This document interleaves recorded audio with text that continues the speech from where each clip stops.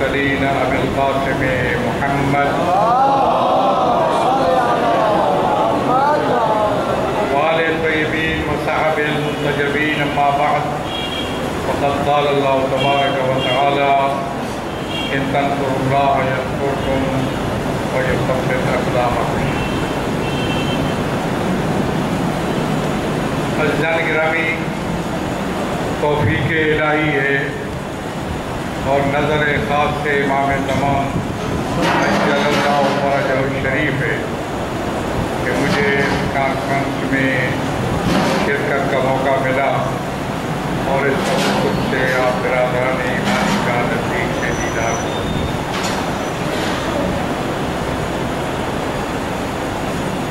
بڑا خوشائند اقدام ہے، بڑی اہمیت کا حامل ہے یہ اقدام جو ان کانفرنسوں کے ذریعہ کیا جا رہا ہے. جان چکے کہ ان کانفرنسوں کا انعقاد زعیم الحوزہ حضرت آیت اللہ حافظ سیاست نجفی اور مفسر قرآن علامہ شیخ محمد علی نجفی کی طرف سے کیا گیا اور بڑا خوشائند ہے. پہلی بات تو یہ ہے کہ اس کو مؤثر بنانا بہت ضروری ہے. بات پہنچنی چاہیے لوگوں تک. کیوں بلائی گئی یہ کانفرنسیں؟ کیا ہوا جس کی وجہ سے ان کانفرنسوں کی انعقاد کی ضرورت پیش آئی؟ ایک حادثہ ہوا تشیع کے ساتھ جس کی بنیاد پر ان کانفرنسوں کی ضرورت پیش آئی. کوئی اقدام جب ہوتا ہے تو اس کی کوئی علت ہوتی ہے، کوئی سبب ہوتی ہے، کوئی وجہ ہے جس کی وجہ سے یہ علماء کرام کانفرنسیں کرنے پر مجبور ہوئے اور ایک اعلامیہ کی صورت میں ایک چیز کو آپ کے سامنے پیش کرنے پر مجبور ہوئے. اس کو پیش کیا اور ہمارے محترم محمد افضل حیدری صاحب اور قاضی مرتضیٰ صاحب مسلسل اس جد و جہد کو لے کر آگے بڑھ رہے ہیں.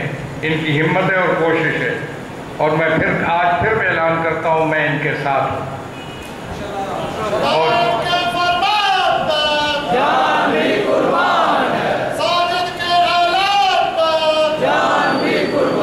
میں حیران ہوں کہ اتنا بڑا حادثہ، اگرچہ اس حادثہ کا تدارک ہم کر لیں گے، ہم نے بڑے بڑے حادثات کا تدارک کیا ہے اس ملک کے اندر. میں جو بات کرتا ہوں میں دعوے نہیں کرتا، وہ ریکارڈ پہ باتیں ہیں، پاکستان کے ریاست کے ریکارڈ پر موجود ہیں.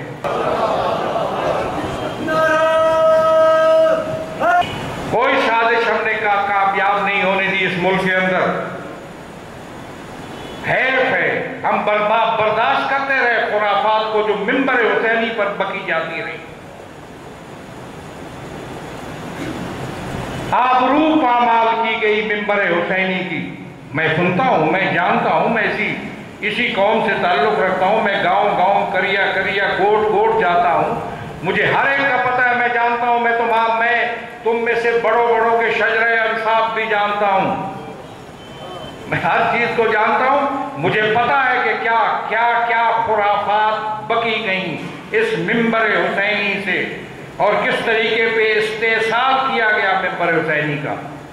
آج جب استحصال ہوتا ہے عوام کا، غریبوں کا، مزدوروں کا، اس کے لیے یونینیں بنتی ہیں، اس کے لیے طوفان اٹھایا جاتا ہے، مظاہرے ہوتے ہیں. لوگ یہ ہم تھے جس کو ہم نے برداشت کیا. ہم نے کہا اصلاح کرنی چاہیے، اپنے اندر لڑائی نہیں ہونی چاہیے، جھگڑا نہیں ہونا چاہیے. میں مہادارائی کے خلاف ہوں.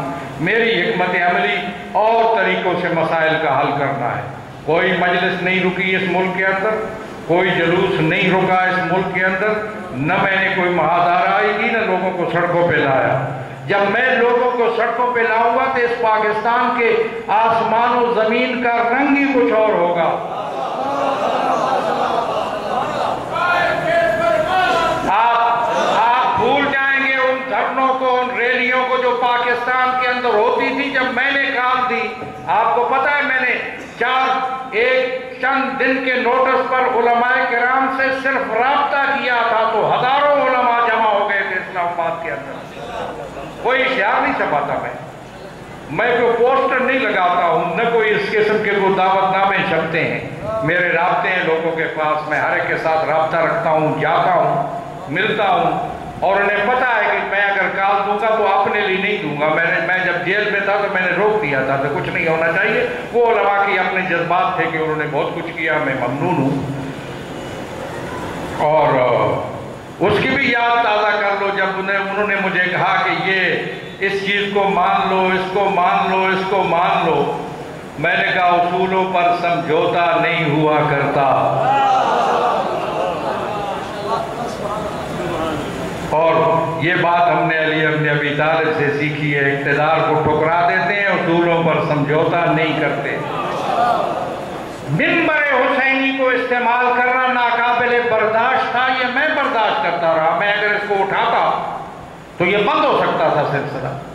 میں کوئی دھمکیاں نہیں دیتا، عزیز ہیں، چھوٹے ہیں مجھ سے، سب مجھ سے چھوٹے ہیں، مجھے سب کو دیکھنا ہے اور سب کی رہنمائی کرنی ہے اور ہدایت کرنی ہے۔ اس لیے میں نے کہا ہے کہ یہ بشارت کانفرنسیں ہدایت کانفرنسیں ہیں، رہنمائی لو ان سے، درد اٹھائے علماء کے دل میں تمہارے لیے، تمہارے عقیدے کے لیے، تمہارے مذہب کے لیے، تمہاری آخرت کے لیے، تمہارے ایمان کے لیے اٹھے ہیں۔ یہ تشیع کوئی آج کا مذہب نہیں ہے، تم نے آ کر بنانا ہے۔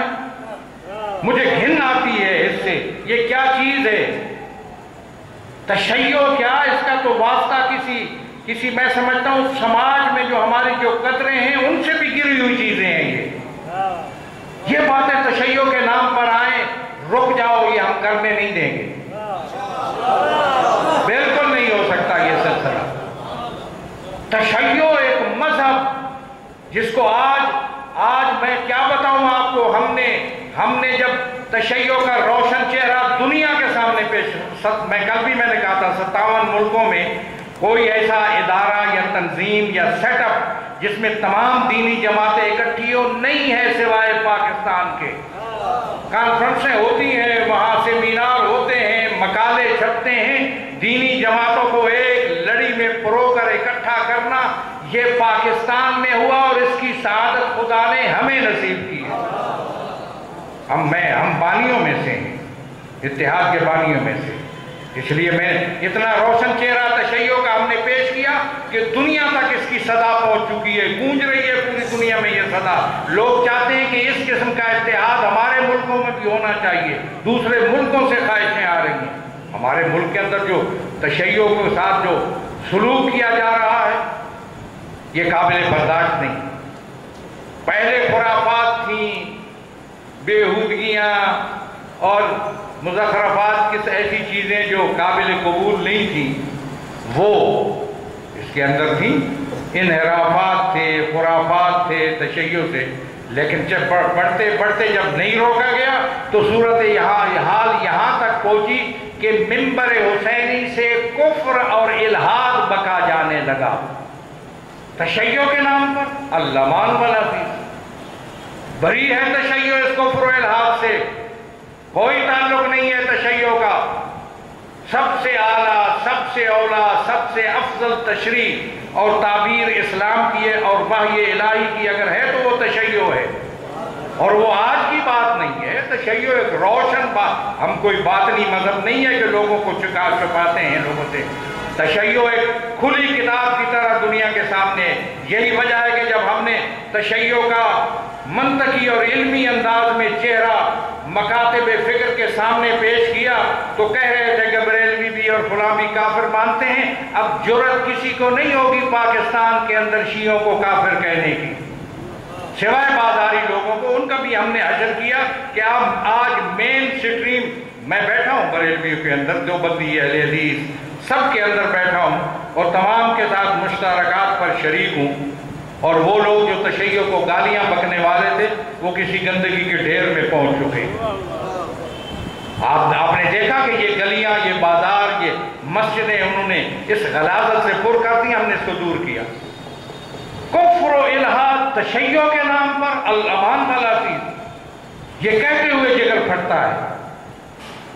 آج تشیع نے دنیا کی رہنمائی کرنی تھی، آج تشیع نے دنیا کی قیادت کرنی ہے، مکتب تشیع نے۔ نظام کے لحاظ سے، سیاست، معیشت، معاشرت، اخلاق، ایڈمنسٹریشن، تعلیم، صحت، ہر لحاظ سے تشیع نے دنیا کی امامت کرنی ہے۔ مکتب تشیع اماموں کا مکتب ہے اور مکاتب کا امام ہے۔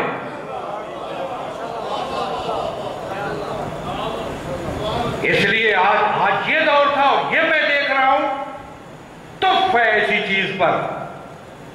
منبر حسینی سے میں ذاکرین سے مخاطب ہوں، تمام طبقات کو دعوت کیا کرو ایسی مجالس میں، ایسے کانفرنسوں میں، کوئی چھوٹ نہ جائے، کوئی یہ نہ کہے کہ مجھے دعوت نہیں ملی، کوئی جس خیال کا بھی ہو سب کو بلاؤ اور یہاں آئے اور سنیں۔ میں ابھی بحث نہیں کرتا، علماء کرام نے دلائل بھی دیے، سب کچھ کیا، میں اصل واقعے پر کھڑا ہوں۔ مجھے حیرت ہے، انتہائی دکھ ہے کہ جس تشیع کو ہم دنیا کے سامنے آج امامت اور قیادت کے لیے اس کو پیش کر رہے تھے اور ہمارا دعویٰ تھا، اور واقعہ پاکستان میں بھی ایسا ہے، بندگان خدا آپ کو پتہ نہیں ہے کہ جو مقام ہمارا دینی جماعتوں میں ہے وہ سب سے بالا اور برتر ہے۔ آج اگر دو دوسرے غیر شیعہ جماعتوں کے اندر اختلاف اگر پیدا ہوتا ہے تو ان میں اتفاق کرانے کے لیے انگلیاں ہماری طرف اٹھتی ہیں۔ تشیع مین سٹریم کے اندر ہے، زور لگایا لوگوں نے تکفیریوں کو اس میں لانے کی، دنیا نے زور لگایا، لیکن تکفیریوں کو اس میں داخل نہیں کیا جا سکا اور تشیع اس کے اندر موجود ہے۔ آج تشیع برتر و بالا ہے، تشیع نے اپنا ایک مقام بنایا ہے۔ میں کیسے تصور کروں کہ یہ باتیں ایسے ہو رہی ہیں؟ لہذا میں یہ سمجھتا ہوں کہ اس کو روکنے کی ضرورت ہے۔ ذاکرین کرام خود روکیں، ان کا کام ہے۔ منبر حسینی سے اٹھی نا یہ آواز، یہ غلاظت وہاں سے آئی، ان کا کام ہے اس کو دور کرنا۔ میں ان کے ساتھ ہوں، وہ ہمارے ساتھی ہیں، ہمارا حصہ ہیں۔ میں ان کو یقین دلاتا ہوں کہ ان کا احترام برقرار رہے گا۔ میں کوشش کرتا ہوں، خواہش کرتا ہوں حضرات سے کہ کوئی ایسی بات جو الفاظ کے چناؤ میں احتیاط کرے، کوئی ایسی بات جس کی توہین ہوتی ہے، وہ کسی سے بے احترامی ہوتی ہے، اس سے گریز کیجیے۔ ہم بات کرتے ہیں علمی اور مہذب انداز میں، ہمارا شیوا اور شعار ہے، ہم ان کے ماننے والے ہیں جہاں سے لوگوں نے تہذیب سیکھی ہے۔ مہذب لوگ قوم ہیں، تہذیب کا دامن کبھی ہاتھ سے نہیں چھوڑتے، اور میں ان کو یقین دلاتا ہوں ذاکرین ہوں، خطباء ہوں، ان کی اعانت نہیں ہوگی، ان کی توہین نہیں ہوگی، ان کے احترام کو مد نظر رکھا جائے گا، لیکن یہ مسئلہ ختم کرنا ان کی ذمہ داری ہے۔ میں ان کے ساتھ ہوں۔ بتائیں، میں نے کل بھی کہا مولانا افضل حیدر صاحب، قاضی مرتضیٰ صاحب، آپ مذاکرات کریں، آپ لوگ بھی اٹھیں، مذاکرات کروائیں لوگوں کے، علماء ذاکرین کے اور ان حضرات کے، تاکہ یہ جو فتنہ ہے، لیکن اس کے بعد سوچ لیجئے کہ اصولوں پر سمجھوتا نہیں ہو سکتا۔ کسی الحاد، انحراف، کسی کفر کی اجازت تشیع کے پلیٹ فارم سے نہیں دی جا سکتی۔ میں نے کل بھی کہا، آج میں آخر میں پھر کہتا ہوں، میں بہت مجبور ہوں، میں بہت مشکل میں ہوں، میں ہر ایک سے لڑ سکتا ہوں، لڑ رہا ہوں اپنے انداز میں۔ اس مسئلے میں میری مشکل یہ ہے کہ کل اگر کوئی مجلس الٹی تو پھر الزام آئے گا کہ شاید کچھ لوگوں نے یہ کام کیا، قبل اس کے کہ ایسا کوئی سلسلہ، کوئی شیطان آ کر اس قسم کی جسارت کرے۔ آؤ بیٹھ کے بات کرو، آؤ اس مسئلے کا حل نکالو۔ کیوں ان کی حمایت میں کوئی لوگ ہیں؟ اگر ہیں تو کیوں آئے ہیں؟ ملحدوں کی حمایت میں، کفر کرنے والوں کی حمایت میں لوگ آئیں، شیعہ ہوں اور ان کی حمایت میں آئیں؟ ممکن نہیں ہے، نہیں مانتا میں اس بات کو۔ تشیع کے لیے بھائی، تشیع اپنی بیٹی سے، اپنے سے، اپنی بیوی سے، اپنی اولاد سے بھی عزت جب تک زیادہ تشیع کی ہمارے دل میں نہیں ہوگی، تشیع کے اندر جو توحید ہے، میں کیا بتاؤں۔ میری ابن ابی طالب کے خطبات نہج البلاغہ اگر پڑھیں کہ جس میں میں ان کو کہوں گا کہ خطبات جو ہے توحید والے ان کی نشر و اشاعت کریں، پھیلائیں، لوگوں تک بتائیں کہ علی نے توحید کے بارے میں کیا کیا بتایا۔ توحید، اور پھر جب علی ابن ابی طالب دوسری طرف پڑھے ہیں تو لوگ پوچھ نہیں سکے، افسوس، سلونی سلونی قبل ان تفقدونی، کیسی بات کہہ دی علی نے۔ میں آسمان کے راستوں کو زمین کے راستوں سے زیادہ جانتا ہوں. ادرا پوچھو نا, کچھ پوچھنا ہو. کیا پوچھا لوگوں نے؟